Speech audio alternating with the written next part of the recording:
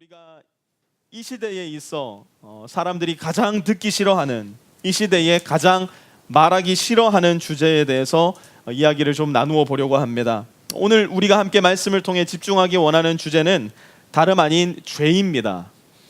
저를 1등으로 포함해서 여기에 있는 우리 모두는 매일매일 죄의 가능성, 곧 죄의 유혹 속에서 살아갑니다. 더 나아가서 우리는 단순히 죄의 유혹 속에서만 살아가는 것이 아니라 실제로 죄라는 실체에 정복당하여서 죄를 지으면서 살아갈 때가 대단히 많습니다. 도대체 우리는 왜 믿음을 가졌다고 하면서도, 우리는 하나님을 신뢰하고 하나님을 믿는다고 하면서도 그렇게 죄의 유혹에 쉽게 넘어지는가? 우리는 도대체 왜 죄의 유혹을 잘 이겨내지 못하는가? 죄는 절대로 검은 뿔을 달고 험상궂은 얼굴을 하고 우리를 향해 오지 않습니다. 오히려 대단히 온화한 미소를 지으면서 따뜻한 손을 내뻗으며 마치 우리에게 오늘 설교의 제목처럼 천국에서의 5분을 내가 너에게 주겠다라는 천사의 얼굴을 하고 우리를 찾아올 때가 많이 있습니다. 그렇기 때문에 우리는 죄의 유혹에 쉽사리 우리 자신을 내어 던지고 죄 가운데 빠지게 될 때가 많이 있습니다. 오늘 우리가 함께 살펴볼 시편 32편에서도 이 죄 앞에서 천국에서의 5분을 맛보고 싶지 않냐며 손을 내미는 죄악의 유혹 앞에 철저하게 무너져 내려버렸던 한 사람을 만나게 됩니다.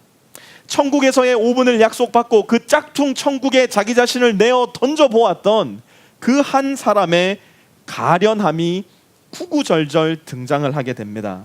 그런데 이 사람은 천국에서의 5분이라는 거짓말과 환상에 머물러 있지 않고 그 환상과 거짓말을 신속하게 깨트리고 현실로 돌아옵니다. 그로 인해 겪었던 이 한 사람의 변화를 시편 32편은 대단히 자세하게 기록하고 노래하고 있습니다. 도대체 이 사람에게 무슨 일이 일어났는지 함께 살펴보도록 할 텐데요. 먼저 시편 32편 1절 말씀을 함께 보도록 하겠습니다. 복되어라, 거역한 죄 용서받고 허물을 벗은 그 사람. 1절에 보니까 복이 있는 사람이 등장을 합니다. 그런데 누가 복이 있는 사람인가?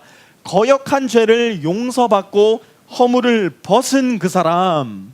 우리 시대, 우리의 생각에는 어떤 사람이 복이 있는 사람인가? 돈이 많은 사람은 복이 있도다. 권위와 권세가 있는 사람은 복이 있도다. 사람들로부터 많은 인기를 얻은 사람은 복이 있도다 라고 이야기할 것 같은데 시편 32편의 본문은 그렇게 이야기하진 않습니다. 1절 한번 다시 한번 보세요. 어떤 사람이 복이 있는가? 거역한 죄 용서받고 허물을 벗은 그 사람. 시편 32편의 저자인 다윗에게 있어서 지금 돈도 명예도 인기도 권세도 심지어 자기의 왕권까지도 전혀 다윗의 염두에 있는 주제가 아닙니다. 그가 목말라 있었던 것은 바로 그의 죄로부터의 용서받음, 그리고 그의 허물로부터의 벗김받음이었습니다. 무슨 죄를 지었는지는 잘 모르겠지만 다윗은 지금 그 죄 때문에, 그 허물 때문에 너무나 괴로워하고 있는 중이었습니다. 그런데 여러분, 죄로 인해 고통스러워하는 사람들의 공통점을 저와 여러분은 잘 알고 있을 겁니다. 왜냐하면 우리 모두가 죄를 지어보았고 우리 모두가 우리의 죄로부터 자유해지기 위해서 우리 죄를 가리우는 무엇인가를 해보았기 때문에 그렇습니다. 어떤 사람은 죄로부터 자유해지기 위해서 내 죄를 부인합니다. 저는 그런 적 없습니다. 무슨 말입니까? 부인해버립니다. 또 어떤 사람은 내 죄를 다른 사람에게 미루어 버립니다. 나는 그런 일 하지 않은 것처럼, 마치 이 사람이 나의 모든 죄를 행한 것처럼 남에게 죄를 미루어 버릴 때가 많이 있습니다. 그게 저와 여러분이 죄로부터 자유해지기 위해서 흔하게 쓰는 우리 삶의 패턴입니다. 그런데 본문에서 다윗은 자기 자신을 향해서 죄가 없다라고 말하지 않습니다. 죄가 없는 척하지도 않습니다. 자기의 죄를 다른 사람에게 미루어 버리려는 시도도 하지 않습니다. 대신 그는 자신의 죄를 만천하에 드러내놓고 왕인 자기의 죄를 모든 백성이 보아도 아무 상관없다는 듯이 이렇게 말을 합니다. 다시 한번 1절 보면요, 거역한 죄 용서받고. 이게 무슨 말입니까? 거역한 죄가 지금 다윗에게는 있다는 얘기예요. 그 죄를 부인하지 않겠다는 얘기입니다. 또 이렇게 이야기합니다. 허물을 벗은 그 사람, 이건 무슨 말일까요? 다윗에게 지금 치명적인 허물이 있다는 것을 다윗은 모든 백성이 듣도록, 모든 백성이 보도록 그의 입과 그의 글로 고백하고 있는 겁니다. 허물도 있고 죄도 있는데, 우리 생각에는 허물도 있고 죄도 있으면 불행해야 되는데 다윗은 이렇게 노래해요. 복이 있도다.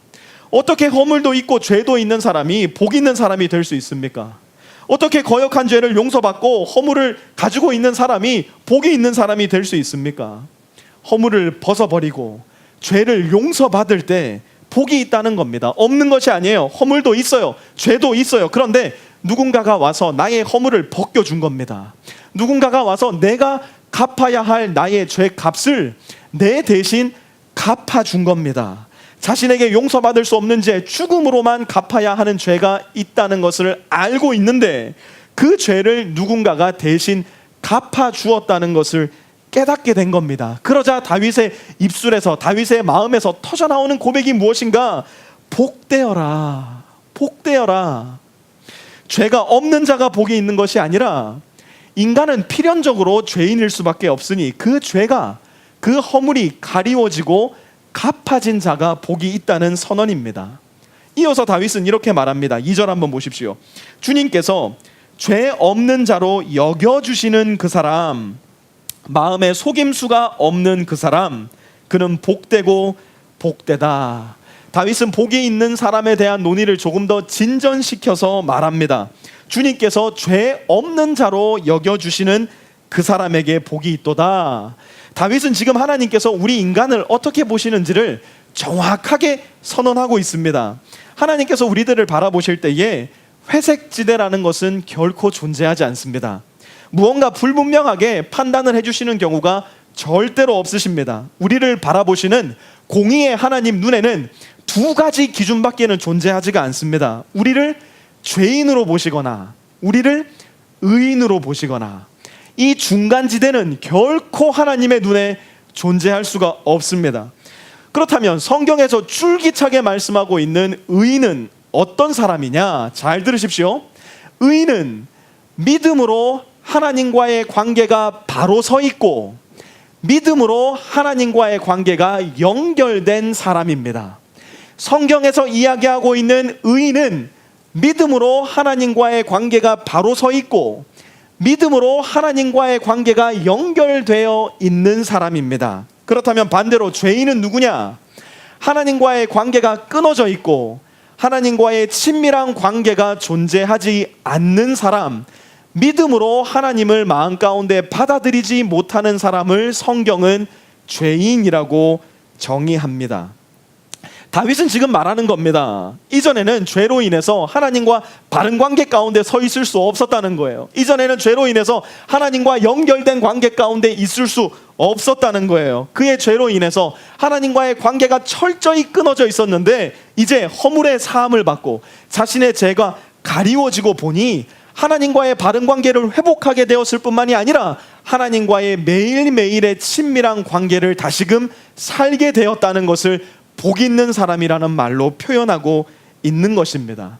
그의 존재를 괴롭히던 죄의 문제가 해결되고 나니까 하나님과 바른 관계 가운데로 돌아가게 되었고, 다른 그 무엇이 아니라 하나님과의 바른 관계 가운데 있는 그것이야말로 복 있는 사람이다라는 것을 다윗은 고백하고 있는 것입니다. 그렇다면 도대체 다윗에게 무슨 일이 있었길래, 도대체 다윗은 무슨 일을 겪었길래 시편 32편에서 이런 말을 하는 것일까? 다윗은 어떤 사건 속에서, 어떤 상황 속에서 이토록 큰 죄책감에 시달리고 있었던 것일까? 그리고 어떻게 그는 하나님의 바른 관계 가운데로 돌아갈 수 있었을까? 우리는 말씀 가운데서 조금 더 구체적으로 살펴보려고 하는데요, 이 배경은 사무엘하 11장에 등장을 합니다. 사무엘하 11장으로 잠시 한번 돌아가 보도록 하겠습니다. 사무엘하 11장 2절인데요 어느 날 저녁에 다윗은 잠깐 눈을 붙였다가 일어나 왕궁의 옥상에 올라가서 거닐었다. 그때에 그는 한 여인이 목욕하는 모습을 옥상에서 내려다보았다. 그 여인은 아주 아름다웠다. 모두가 전쟁터에 나가 있던 그때에 다윗은 왕궁에 남아서 저녁에 낮잠을 한숨 자고 뒤늦게 일어나 왕궁 옥상을 거닐기 시작합니다. 그리고 누구를 발견하게 되느냐?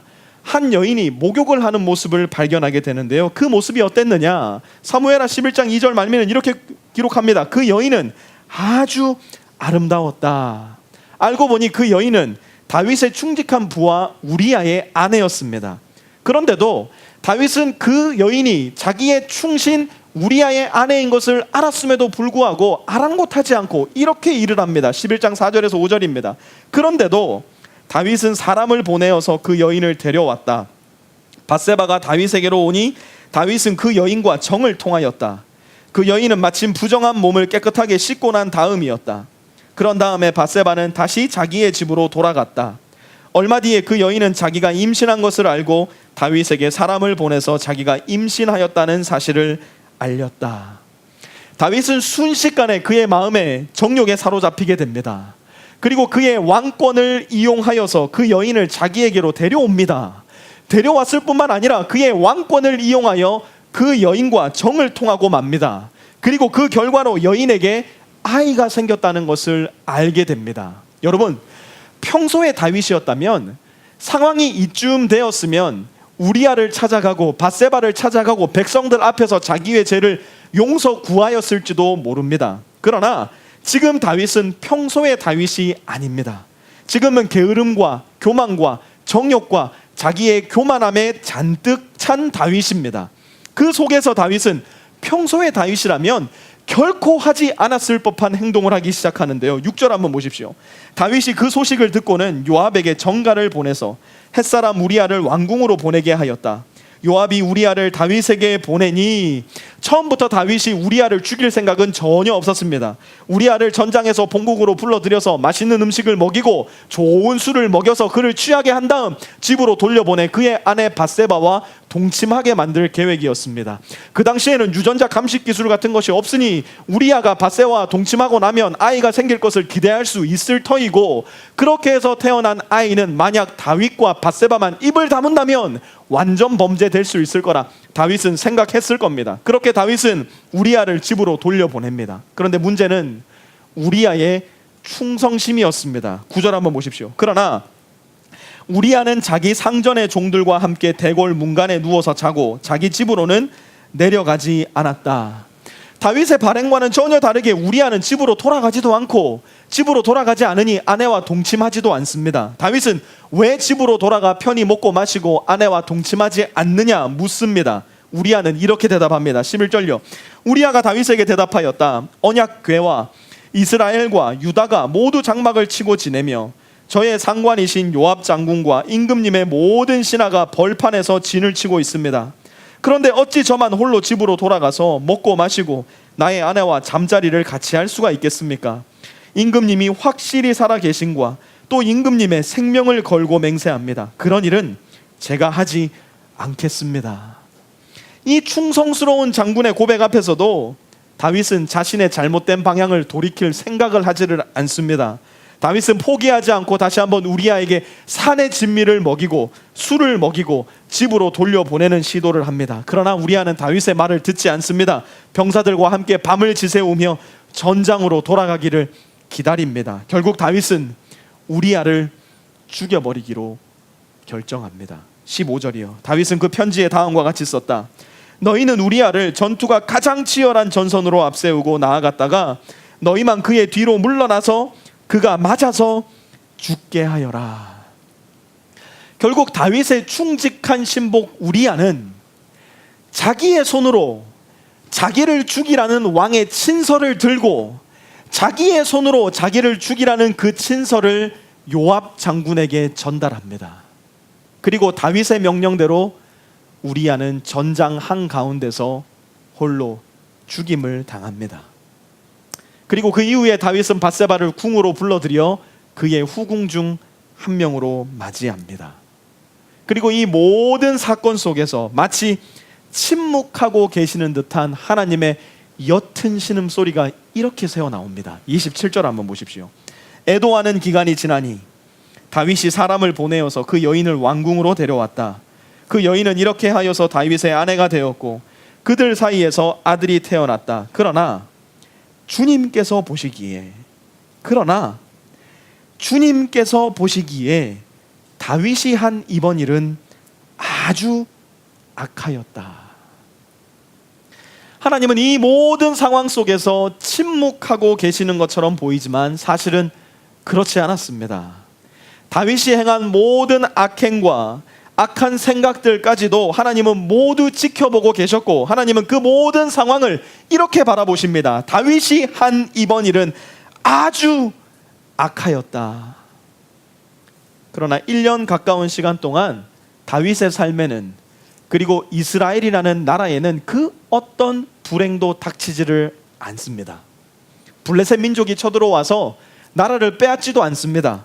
자식들이 속을 썩이지도 않습니다. 마치 다윗은 평소와는 다름없는, 아니 어쩌면 평소보다 더욱더 큰 태평성대의 삶을 살아가는 듯한 그러한 모습으로 1년의 삶을 살아갑니다. 그러나 다윗 자신만큼은 결코 태평성대의 삶을 살 수가 없었습니다. 왜? 오늘 시편 본문 3절의 일들이 다윗에게는 일어나고 있었습니다. 32편 3절로 한번 가봅니다. 내가 입을 다물고 죄를 고백하지 않았을 때에는 온종일 끊임없는 신음으로 내 뼈가 녹아내렸습니다. 입을 열지 않았다는 것은 무슨 말입니까? 밧세바의 사건, 그리고 우리아의 사건에 대해서 단 한 번도 하나님 앞에 회개하지 않았다는 이야기입니다. 단 한 번도 자기의 죄를 당한 장사자에게 찾아가 용서를 구한 적이 없었다는 이야기입니다. 다른 사람은 아무도 몰라도 자신은 다윗 자신의 죄를 분명하게 인식하고 있었습니다. 뿐만 아니라 밧세바를 궁전으로 데리고 왔던 다윗의 전령들, 우리아를 죽이라는 명령을 받았던 요압 장군, 그리고 소문을 통해서 많은 이스라엘 사람들은 이미 다윗의 죄를 잘 알고 있었습니다. 그러나 다윗은 마치 아무 일도 없었다는 듯이 그의 입을 다물어 버리고 맙니다. 그러자 무슨 일이 생겼느냐? 온종일 끊임없는 신음으로 그는 극심한 마음의 고통을 겪어 온종일 신음하게 된 겁니다. 뿐만 아니라 마음의 고통이 이제는 육신의 고통으로 이어집니다. 3절 후반절요. 내 뼈가 녹아내렸습니다. 문자 그대로 뼈마디 하나하나가 쑤시는 고통이 다윗의 육신 가운데로 찾아든 겁니다. 언제? 내가 입을 다물고 죄를 고백하지 않을 때, 하나님 앞에 내 죄를 실토하지 않고 감출 때에 다윗의 고통은 여기에서 멈추지 않습니다. 4절 한번 보십시오. 주님께서 밤낮 손으로 나를 짓누르셨기에 나의 혀가 여름 가뭄에 풀 마르듯 말라버렸습니다. 이제는 정신적, 육체적 고통에서 그치는 것이 아니라 영혼의 고통까지 찾아옵니다. 주님께서 밤낮 손으로 나를 짓누르셨기에 다윗은 그의 영혼 가운데 느껴지는 주님의 무거운 진노의 손을 느끼고 있었던 겁니다. 다윗은 자신의 죄를 자기 스스로 감추려고 할 때에 깨닫게 된 겁니다. 하나님의 크신 심판과 하나님의 크신 손길이 그의 영혼을 사정없이 짓누르고 계시다는 사실을 말입니다. 그러자 어떻게 됩니까? 다윗의 고백을 한번 잘 보십시오. 나의 혀가 여름 가뭄에 풀 마르듯 말라버렸습니다. 여러분, 여름 가뭄에 마르는 풀을 보신 적이 있습니까? 텍사스 이 무더운 여름에 말라버린 풀을 보신 적이 있습니까? 다윗은 지금 자기 자신의 죄로 인한 극심한 고통을 생명이라고는 찾아볼 수 없는 바스라져 버리는 그 여름 가뭄에 마른 풀 같음으로 고백하고 있는 것입니다. 그런데 여러분, 오늘 본문에 등장하는 다윗의 고통은 사실 가치 있고 의미 있는 고통입니다. 다윗이 겪고 있는 이 고통은 가치 있고 의미 있을 뿐만 아니라 사실상 소중한 고통입니다. 왜 그런가? 지금 다윗은 이러한 고통을 통해서 자기 자신이 하나님과 바른 관계에 있지 않으며 하나님과 연결된 관계에 있지 않다는 것을 인식하게 된 겁니다. 하나님과 친밀했던 관계 가운데서 자기가 끊어져 버렸다는 것을 하나님이 주시는 고통 가운데 인식하게 된 겁니다. 그리고 그는 다시금 하나님과의 바른 관계를 열망하게 됩니다. 저와 여러분도 생을 살아가는 동안 무수히 많은 죄를 짓고 살아갑니다. 우리 중에 그 어느 누구도 완전한 삶을 장담할 수가 없습니다. 그러나 우리가 오늘 본문을 통해서 반드시 기억해야 될 것은 이것입니다. 하나님은 그분의 자녀들이 죄책감 없이 성공적으로 죄를 짓는 것을 결코 허용하지 않으십니다. 하나님은 그분의 자녀된 저와 여러분이 죄책감 없이 성공적으로 죄를 짓는 것을 결단코 허용하지 않으십니다. 죄를 지으면 저와 여러분의 마음에 왜 죄책감이 따라옵니까? 죄를 지으면 왜 저와 여러분의 마음이 불편해집니까? 특별히 예수님을 나의 주님으로 영접한 이후에 어떤 행동을 했을 때, 예수님 믿기 전에는 아무렇지도 않던 그 행동, 예수님 믿기 전에는 아무렇지도 않던 그 말, 예수님 믿기 전에는 아무렇지도 않게 갈 수 있었던 그 장소, 왜 예수님을 믿고 나서 그 말과 행동과 장소가 내 마음 가운데 큰 불편함이 되어 다가오기 시작합니까? 왜 죄책감이 느껴지고 왜 불안함이 나의 마음 가운데 늘 머물러 있는 겁니까? 그것은 우리의 아버지 되신 하나님 아버지께서 저와 여러분의 생각과 마음과 영혼을 보살피고 보호하고 계시다는 명백한 증거입니다. 히브리서 12장 6절은 이렇게 말씀하고 있습니다. 우리 히브리서 12장 6절 말씀 한번 같이 읽어보도록 하겠습니다. 함께 읽습니다. 시작.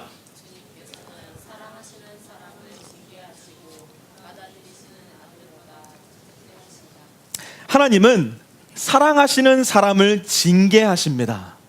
하나님은 받아들이신 그분의 아들과 딸들에게 채찍질을 하십니다. 필요하다면 하나님은 저와 여러분의 마음과 영혼과 육신과 삶 가운데에 고통과 신음을 보내신다는 말씀입니다. 여러분, 저는요, 우리 교회 아이들이요, 아무리 예쁘고 사랑스럽다고 하더라도 그 아이들이 무언가를 잘못했을 때 제가 직접 그 아이들을 데려다가 맴매하지 않습니다. 그 아이들이 아무리 정말 심각한 일을 하고 있더라도 제가 그 아이들을 직접 데려다가 맴매하려고 하지 않습니다. 오히려 그 아이들의 엄마와 아빠를 먼저 찾을 겁니다. 왜냐하면 그 아이들은 아무리 사랑스럽고 귀하고 소중하다 하더라도 저의 육신의 아들과 딸이 아니기 때문에 그렇습니다. 그러나 제 아들과 딸은 상황이 다릅니다. 장소가 교회가 됐건 맥도날드가 되었건 집이 되었건 잘못한다면 기꺼이 회초리를 듭니다. 우리 집에 채찍이 있지 않고 제가 채찍을 어떻게 쓰는지 모르지만 만약 채찍이 있고 그 채찍을 때린다고 우리 아이들이 죽지 않는다면 말씀대로 채찍을 직접 들 수도 있습니다. 왜냐하면 제 아이들이기 때문입니다.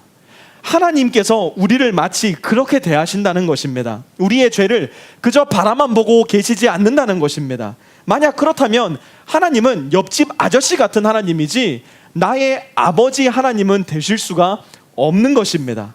하나님은 우리의 아버지이시기 때문에 만약 우리가 하나님의 아들과 딸이라면, 만약 우리가 하나님의 자녀라면 하나님은 기꺼이 우리를 징계하신다는 것입니다. 우리를 채찍질 하신다는 것입니다. 그 아픔은 가치 있는 아픔, 그 아픔은 소중한 아픔입니다. 왜요? 그 고통을 통해서, 그 아픔을 통해서 우리는 다시금 하나님께로 돌아가는 길을 찾게 되기 때문에 그렇습니다. 다윗은 과연 그 고통 가운데 그저 머물러 있지 않고 그 고통 속에서 하나님께로 나아가는 길을 찾기 시작합니다. 이 장면은 사무엘하 12장에 등장을 하는데요, 사무엘하 12장에서는 하나님께서 선지자 나단을 다윗에게 보내셔서 그의 죄를 비유를 들어 설명하게 하십니다. 다윗은 비유에 등장하는 그 사람의 이야기를 듣고 격분하여서 그 자를 당장 잡아들여 내 앞에서 죽여버리라고 명령합니다. 그러자 나단은 이렇게 말합니다. 사무엘하 12장 7절입니다. 나단이 다윗에게 말하였다. 임금님이 바로 그 사람입니다. 임금님이 비유 속에 등장한, 지금 임금님께서 지금 당장 죽여버리라고 말씀한 바로 그 사람입니다. 여러분, 다윗은 지금 이스라엘 역사상 가장 강성한 나라의 왕입니다. 근처 여러 민족들의 위협과 군사적인 압박으로부터도 자유했을 뿐만 아니라 여러 민족들이 이스라엘에게 조공을 바치던 시절이었습니다. 일개 선지자라는 사람이 왕을 찾아와 자신의 죄를 적나라하게 드러내며 그것이 당신이요 라고 왕을 향해 손가락질을 할 때, 여러분이 그 강성한 나라의 왕이라면 여러분은 그 일개 선지자를 어떻게 하시겠습니까? 다윗은 말 한마디로, 글 한자로 칼찬 장수의 목을 단숨에 날려버린 사람입니다. 지금 다윗 왕 앞에 서 있는 사람은 칼을 찬 장수도 아닙니다. 일개 선지자일 뿐입니다. 만약 다윗이 원한다면 나단 선지자 하나 죽이는 거 일도 아닙니다. 이스라엘 모든 백성이 아무도 모르게끔 조용히 처리할 수 있는 일입니다. 그러나 다윗은 1년여 동안의 그의 죄를 입을 다물었음을 통하여 받은 그 고통, 그 신음을 통하여서 그 어둠을 통과하면서 드디어 빛 가운데로 나아갈 결정을 합니다. 어떻게 그 결정을 하는가? 13절 한번 보십시오. 그때에 다윗이 나단에게 자백하였다. 내가 주님께 죄를 지었습니다. 우리 같이 한번 이 말씀을 따라해 보도록 하겠습니다. 시작. 내가 주님께 죄를 지었습니다. 다윗이 실토한 이 네 단어, 내가 주님께 죄를 지었습니다. 1년여 동안 이 고백을 못하고 있었는데 하나님 앞에 자신의 죄를 입술을 열어 고백하기 시작하자 이 고백을 통하여 다윗은 전적인 변화를 경험하게 됩니다. 어둠에서 빛으로의 상승을 경험합니다. 죽음의 고통에서 생명의 기쁨으로 그의 마음이 뒤바뀌기 시작합니다. 밧세바를 범할 때 그의 귀에 들렸던 천국에서의 5분이라는 거짓된 허물을 벗어 던지는 자유를 기억고 그는 이 고백을 통하여 경험하게 됩니다. 그리고 이어서 다윗은 이렇게 고백합니다. 오늘 본문 시편 32편 5절입니다. 드디어 나는 내 죄를 주님께 아뢰며 내 잘못을 덮어놓지 않고 털어놓았습니다. 내가 주님께 거역한 나의 죄를 고백합니다 하였더니 주님께서는 나의 죄악을 기꺼이 용서하셨습니다. 여러분, 사실상 이 지점에서 다윗은 구약 시대에는 개념적으로도 실질적으로도 아직까지 등장하지 않았던 하나님의 구속 사역, 다른 말로 하여 용서하시는 은혜를 분명하게 깨닫고 경험한 첫 번째 유대인이 됩니다. 뿐만 아니라 하나님의 용서하시는 그 은혜의 용서를 글로 적어서 후대의 사람들에게까지도 그 은혜를 전수하는 첫 번째 유대인이 됩니다. 여러분, 우리에게 있어서는 하나님의 용서, 하나님의 은혜, 이것이 대단히 익숙한 개념입니다. 왜 그럴까요? 우리에게는 우리를 용서해 주시는 십자가의 예수님이 분명하게 보여졌기 때문에 그렇습니다. 예수님이 십자가에 못 박히신 이유, 예수님이 십자가에 돌아가신 이유가 나의 죄를 대신해서 나의 죄를 용서하기 위함이라는 사실을 우리는 예수님이 계시기에, 신약 성경이 있기에 잘 알고 있습니다. 우리에게는 오히려 이 용서 그리고 은혜라는 것이 너무나 익숙하기 때문에 더 문제가 되는 교리이기도 합니다. 그러나 다윗의 시대, 구약 시대에는 그렇지가 않았습니다. 죄를 용서받기 위해서는 반드시 제물이 필요했습니다. 반드시 피 흘림이 있어야만 했습니다. 반드시 나를 대신해서 무엇인가가 내 눈앞에서 죽어야만 했습니다. 그런데 본문에는 그런 내용이 없어요. 다윗이 한 것은 소를 잡아 하나님께 바친 것이 아니었어요. 양을 잡은 것도 아니었어요. 다윗은 그저 하나님을 바라보며 믿음으로 용서하시는 하나님께 자기의 죄를 실토한 것밖에는 없었어요. 그 당시 유대인들의 사고 속에, 신앙의 교리 속에 뿌리 깊이 자리하고 있었던 속죄의 개념, 내가 이 양을 바쳤으니 나는 하나님께 용서받는다. 내가 이 소를 바쳤으니 하나님께 용서받는다. 내가 이런저런 제사법을 따라 절차를 지켜서 제사를 드렸으니 용서받는다. 이러한 공로의 개념이 다윗의 고백에는 존재하지가 않아요. 오히려 나의 죄를 믿음으로 고백했더니 주께서 나의 죄를 용서해 주셨습니다 라는 은혜의 개념으로 다윗은 옮겨가기 시작합니다. 죄를 용서받는 결정적 요인을 담당하는 축이 원래는 나였습니다. 내가 제사를 드렸으니 나는 용서받는 것입니다. 그러나 다윗은 이 개념을 완전히 뒤바꾸어 버립니다. 하나님이 나로 하여금 회개하게 하셨고, 하나님이 나로 하여금 용서하시는 하나님을 믿게 하셨고, 하나님이 나로 하여금 입술을 열어 죄를 고백하게 하셨으니 하나님이 나를 용서하셨습니다. 회개와 용서의 주체가 처음부터 끝까지 하나님이 됩니다. 마치 하나님께서 예수님을 이 땅에 보내셔서 이 땅에서 예수님께서 이루실 일을 미리 알고라도 있었다는 듯이, 하나님의 속죄의 원리가 처음부터 끝까지 어떻게 진행된다는 것을 모두 알고 있었다는 듯이 다윗은 하나님의 방법대로 회개의 자리로 나가게 되고, 그 방법대로 다윗은 용서를 받게 됩니다. 그러자 마침내 다윗은 이렇게 고백할 수 있게 됩니다. 7절이요. 우리 한번 7절 말씀 같이 한번 읽습니다. 시작. 주님은 나의 피난처, 나를 재난에서 지켜주실 분, 주님께서 나를 보호하시니 나는 소리 높여 주님의 구원을 노래하렵니다. 아멘. 이 지점에서 다윗은 완전한 시선의 전환을 맞이합니다. 그의 죄 가운데서 고통받고 신음하다가 하나님의 은혜로 회개의 전환점을 맞이하게 됩니다. 회개를 하고 나니 그의 시선이 뒤바뀌게 된 겁니다. 이전에는 자기 자신에게로 온통 향해 있었던 그의 시선이 하나님께로 뒤바뀌게 됩니다. 이전에는 잘해도 내 탓이고 못해도 내 탓이고 나의 요새를 만드는 것도 나의 탓인데, 나의 공로인데, 이제는 달라졌습니다. 잘해도 하나님의 덕, 못해도 하나님의 용서, 나의 요새를 만드시는 것도 하나님께서 만들어주시고 나를 보호하시고 지키시는 것도 내가 아니라 하나님이라는 사실을 인정하게 되고 깨닫게 됩니다. 죽음과도 같은 죄악의 깊은 구렁텅이에서 하나님의 은혜로 나오고 보니 그 구렁텅이에서 빠져나오기 위해서 내가 한 것은 아무것도 없다는 것을 깨닫게 됩니다. 구원의 기쁨과 감격 속에서 돌아보니 그 구원을 얻기 위해서 내가 한 공로라고는 아무것도 없다는 것을 비로소 깨닫게 됩니다. 내가 만들어 놓은 은신처에서 내가 평안한 것이 아니라 오로지 하나님이 만들어 놓으신 그 구원의 은신처에서야만이 내가 행복하고 평안할 수 있다는 사실을 절감하게 됩니다. 구원을 이루는 것, 용서받는 것의 주체는 다윗 자신이 아니라 하나님에게 있다는 것을 다윗은 비로소 깨닫게 됩니다. 죄는 하나님과 우리 사이를 가로막는 장벽이고 가림막이고 막힌 담입니다.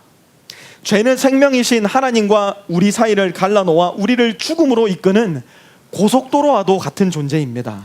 그러나 우리에게는 이 죄의 장벽, 이 죄의 담을 직접 깨부술 수 있는 힘이 단 1도 존재하지가 않습니다. 우리 스스로는 우리의 죄를 결단코 제대로 다루어 낼 수가 없습니다. 이 담을 허물기 위해서, 이 장벽을 부수기 위해서 하나님은 이 땅에 하나님의 한 분밖에 없는 독생자 예수 그리스도를 보내어 주셨고, 예수님은 이 죄의 장벽을 허물기 위해서 자기의 몸을 찢어 십자가 위에 돌아가심으로 말미암아 단번에 once for all 우리의 모든 죄를 용서해 주신 겁니다. 우리는 이 예수님을 신뢰하고 믿음으로 말미암아서 하나님과 우리 사이에 막혀있는 죄의 장벽을 부수어낼 수 있게 된 겁니다. 이 죄의 장벽을 부수는 일은 나의 능력이나 나의 노력이나 나의 공로가 아니라 오직 십자가에 못 박혀 나를 위해 돌아가신 예수님을 의지하고 신뢰하고 믿음으로만 가능한 일이라는 것을 성경은 계속해서 우리에게 가르쳐주고 말씀하고 있는 것입니다. 나의 죄를 대신해서 나의 죄값을 대신 치루어 죽으신 예수님을 통해서, 예수님을 보내셔서 우리가 아직 죄인 되었을 때에 우리를 사랑하신 하나님의 사랑을 통해서 우리는 용서를 받게 된 것입니다.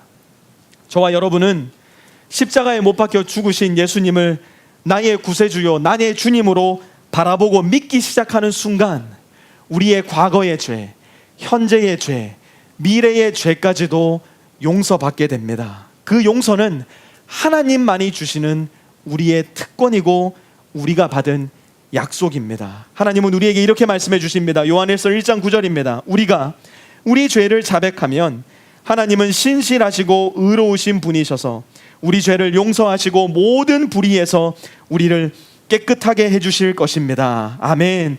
다윗처럼 우리가 우리의 죄를 우리 마음 가운데 우리의 입 안에 머물게 하지 않고 우리의 마음 속에서 우리의 입술을 통해 하나님 앞에 고백할 때, 하나님 앞에 자백할 때 하나님은 우리의 모든 죄를 용서해 주신다는 약속의 말씀을 우리에게 주셨고, 우리가 그 약속의 말씀을 믿음으로 말미암아 받아들이고 우리의 죄를 주님께 고백하기 시작할 때 우리의 마음은 어둠에서 빛으로, 우리의 마음은 죽음에서 생명으로 거듭나는 경험을 거듭거듭 우리는 이 생을 살아가는 동안 하게 될 것입니다. 아울러 하나님은 한 가지를 더 우리에게 말씀하십니다. 우리는 사실 하나님께서 우리를 용서하신다라는 이 기독교의 교리를 너무나 가볍게 받아들입니다. 이 교리를 너무나 가볍게 받아들임으로 인하여 용서의 교리를 대단히 값싼 교리로 뒤바꾸어 버렸습니다. 너무 쉽게 용서를 이야기하고 너무 쉽게 하나님으로부터 용서를 받습니다. 어떻게 해요? 나는 주구장창 죄를 지으면서도 하나님으로부터 주구장창 죄를 용서받아요. 그러나 나는 결단코 너의 죄를 용서하지 않으므로 우리는 하나님께서 우리에게 주신 용서의 교리를 대단히 값싸게 만들어 버립니다. 여러분, 예수님이 우리에게 가르쳐 주신 기도를 기억하십니까? 예수님은 기도의 한가운데서 이렇게 기도하십니다. 우리가 우리에게 죄 지은 자를 사하여 준 것 같이 우리 죄를 사하여 주옵시고, 다시 한번 잘 들으십시오. 우리가 우리에게 죄 지은 자를 먼저 용서한 것 같이 하나님께서도 우리 죄를 용서해 주옵시고. 무슨 말입니까? 하나님께 용서받고 싶다면 우리의 형제된, 우리의 이웃된 사람들의 죄를 우리도 용서해야 된다는 것입니다. 우리가 그 용서를 먼저 하지 않고서는 하나님의 용서 기대하지 말라는 겁니다. 하나님이 우리에게 주시는 메시지는 분명한 겁니다. 우리가 지금 신학 강좌 시간에 공부하고 있는 로안 윌리엄스가 쓴 다른 책을 한 권 이번 주에 읽다가 이분이 어떤 영화를 소개하는 짧은 문구를 발견하게 되었습니다. 그 영화의 이름이 바로 오늘 설교의 제목, 천국에서의 5분입니다. 이 영화의 내용은 이렇습니다. 종교적인 갈등 때문에 어린 청소년 시기에 누군가를 죽이게 된 한 남자가 이 영화에 등장을 합니다. 그리고 그 형의 죽음을 눈앞에서 지켜본 또 다른 남자가 이 영화의 주인공으로 등장을 합니다. 한 남자는 평생을 사람을 죽였다는 죄책감 속에서 살아가고, 죽임당한 형의 동생인 또 다른 남자는 평생을 분노와 증오와 복수심에 불타 살아갑니다. 이 두 사내의 스토리를 알게 된 한 방송국에서는 이 두 남자를 한자리에 초대해서 과거의 앙금을 털어버릴 기회를 두 남자에게 주고자 합니다. 한 남자는 용서를 기대하며 방송 출연에 응합니다. 다른 한 남자는 복수를 기대하며 방송 출연에 응합니다. 그리고 복수심에 가득 찬 이 남자는 어느 날 저녁 자신의 아내에게 이렇게 말을 합니다. 내 형을 죽인 그 남자를 죽일 수 있는 이 5분간의 시간은 나에게 마치 천국에서의 5분과 같을 것이요. 실제로 이 남자는 자기 형을 살해했던 그 남자를 죽이려고 찾아갑니다. 칼을 들고 찾아갑니다. 격렬한 몸싸움을 벌이고 주먹 다짐을 벌입니다. 3층에서 창밖으로 자기 자신의 몸과 그 남자의 몸을 동시에 던짐으로 인해서 자기가 죽더라도 이 남자를 죽여버리겠다라는 마음으로 격투를 벌입니다. 다행히 목숨을 잃지 않고 두 사람은 살아남습니다. 집으로 돌아온 이 남자는 지극히 평범한 일상 속에서 예기치 않았던 큰 평안을 경험하게 됩니다. 두 딸이 TV를 보다 말고 자기 자신을 바라보면서 아빠를 향해 싱긋 미소 짓는 그 짧은 순간에 복수심에 불타던 이 남자는 그만 천국을 맛보고 맙니다. 자기의 원수를 죽일 수 있었던 그 5분간의 시간이 천국이 될 줄 알았지만 막상 그를 증오하며 복수심에 불타 칼을 꺼내든 그 시간은 그에게 있어 천국에서의 5분이 아니라 지옥 한가운데에서의 자기라는 것을 발견하게 됩니다. 그리고 마침내 그는 자기의 용서를 간절히 바라는 그 남자를 용서해 주는 것이 그의 형이 죽임당한 그날로부터 시작된 그가 살아왔던 지옥에서 벗어나는 유일한 길이라는 것을 깨닫게 됩니다. 영화 말미에 이 남자는 자기 형의 원수에게 전화를 겁니다. 그리고 이 한마디를 하고 전화를 끊습니다. 이 사내의 말은 이겁니다. It is finished. 다 끝났습니다.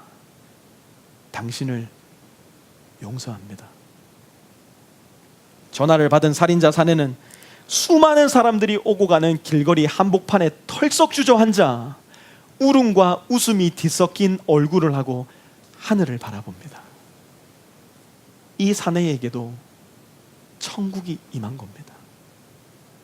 사랑하는 프리스코 세미한 성도 여러분, 우리도 이러한 유혹 속에서 날마다 살아가지 않습니까? 이것만 하면, 저것만 가진다면, 그 사람만 만날 수 있다면 내 인생에 천국이 시작될 것 같은데, 사탄은 교묘하게 천국에서의 5분을 맛보고 싶지 않느냐며 내게 손대지 말아야 할 선악과를 끊임없이 끄집어 내놓습니다. 사탄은 교묘하게 천국에서의 5분을 맛보고 싶지 않냐며 그 형제를 대해서, 그 자매를 대해서, 우리의 이웃들을 대해서, 내 직장의 어떤 사람들을 대해서 복수해버리라고, 욕해버리라고, 험담하라고, 증오하라고, 너의 마음 가운데 미움으로 가득 채워버리라고, 그것이 바로 천국에서의 5분이 될 것이라고 우리 마음에 속삭입니다. 그러나 사랑하는 성도 여러분, 천국에서의 5분 같은 것은 존재하지가 않습니다. 천국에서의 5분은 있지도 않습니다. 천국은 5분짜리 쇼타임이 아니기 때문에 그렇습니다. 천국은 영원하고 천국은 변함없으며 천국은 쇼타임이 아니라 이 땅에서부터 계속될, 그리하여 영원의 시간까지 계속될 우리의 삶이기 때문에 그렇습니다. 시편 속의 내 기도, 내가 하나님께 죄를 범했습니다. 이 기도를 통해 우리의 죄를 하나님께 자백하고 용서받을 때 예수님은 우리에게 끊임없이 이렇게 말씀하십니다. It is finished. 내가 십자가 위에서 너의 모든 죄를 다 용서하였다. 내가 나의 죄를 하나님 앞에 고백할 때 그 순간 하나님의 천국이 우리의 삶 가운데로 침투해 들어올 것입니다. 마찬가지로 우리가 서로의 죄를 기꺼이 용서하고 용서받을 때 서로의 죄에 대해서 예수님이 우리에게 말씀하셨듯이 It is finished. 내가 당신의 죄를 용서합니다. 그 순간 우리의 일상 가운데로 하나님의 천국은 침투해 들어올 것입니다. 5분짜리 자극적인 천국에 속지 마십시오. 5분짜리 거짓말 천국에 속지 마십시오. 그런 천국은 존재하지 않습니다. 천국은 영원하고 천국은 일상적입니다. 이 천국이 예수 그리스도의 용서로 인해서 우리 삶 가운데 늘 머물러 있기를 바랍니다. 이 천국이 서로를 향한 우리의 용서로 인해서 우리 삶 가운데 늘 머물러 있기를, 우리를 용서해 주신, 그리고 우리에게 용서를 가르쳐 주신 우리 주 예수 그리스도의 이름으로 간절히 축원합니다. 우리 집니다. 주님, 우리의 입술을 열어서, 우리의 마음을 열어서 하나님 앞에 우리의 죄를 끊임없이 고백하여 하나님과 친밀한 관계를 잃지 않는 우리 모든 프리스코 세미한 성도들 되게 하여 주옵소서. 뿐만 아니라 예수님이 십자가 위에서 우리를 용서하셨듯이 우리의 삶 가운데 만나게 되는 많은 이웃들의 죄를, 잘못을 내 마음을 다하여 용서할 수 있는 예수님 꼭 빼닮은 우리 프리스코 세미한 성도들 될 수 있도록 주님께서 인도하여 주옵소서. 더 나아가서 내가 내 이웃에게 죄를 범했다면 담대한 마음으로, 겸손한 마음으로 그 사람에게 나가 죄의 용서를 구할 수 있도록 도와주시고, 그 사람에게도 죄의 용서를 받아 하나님으로부터 받은 죄 용서, 사람으로부터 받은 죄 용서를 통하여 날마다 우리 마음 가운데 이어지는 일상의 천국을 우리 모든 성도들이 경험할 수 있도록 주님 인도하여 주시옵소서.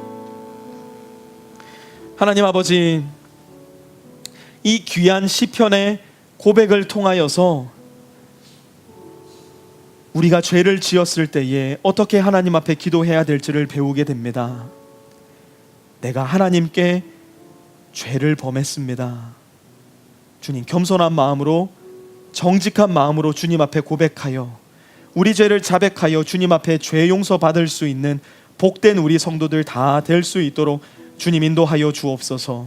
우리 죄를 입 가운데에 머물게 하고 마음 가운데에 머물게 함으로 인하여 내 뼈가 삭아버리고 신음하는 어리석은 성도들이 아니라 이 말씀 붙잡고 내가 주님께 죄를 범하였습니다 고백함으로 인하여 예수님이 십자가 위에서 이루어 놓으신 그 용서를 우리가 마음껏 경험할 수 있는 주의 복된 자녀들 될 수 있도록 주님 인도하여 주옵소서. 더불어 이 세상 가운데 만나게 되는 많은 이웃들을 대할 때에 예수님의 용서를 내 마음 가운데에 받아들이고 예수님의 용서를 배워 예수님의 용서를 꼭 빼닮은 용서 우리의 이웃들에게 기꺼이 나누어 줄 수 있는 우리가 되게 하여 주옵소서. 우리의 가장 가까운 배우자에부터 시작하여 내 자녀들, 내 이웃들, 회사, 직장, 그리고 학교에서 만나게 되는 선후배, 직장 동료들, 그들에게도 예수님에게서부터 봐온 용서를 마음껏 베풀어 줄 수 있는 예수님 꼭 빼닮은 우리 모든 프리스코 세미한 성도들 될 수 있도록, 그리하여 천국에서의 5분 같은 사단의 거짓말에 놀아나지 아니하고 영원한 천국을 꿈꾸며 소망하며 오늘부터 천국을 기꺼이 살아가는 우리 모든 프리스코 세미한 성도들 다 될 수 있도록 주님께서 인도하여 주시옵소서. 이제는 우리 주 예수 그리스도의 은혜와 하나님 아버지의 무한하신 사랑하심과 성령의 내주교통하심이 오늘 이 자리에 머리 숙여 하나님께 예배드리며 하나님으로부터 받은 용서를 우리 마음 가운데 기억하여 시편의 기도를 통하여 늘 용서받기를 소원하는, 그리고 하나님의 용서를 우리 마음 가운데 받아들여 우리의 이웃을 기꺼이 용서하기를 다짐하고 이 교회를 떠나가는 우리 모든 프리스코 세미한 성도들 머리 위에와 그들의 가정 위에, 학교 위에, 직장 위에, 사업 위에 이제로부터 영원까지 함께 하옵시기를 간절히 축원하옵나이다. 아멘.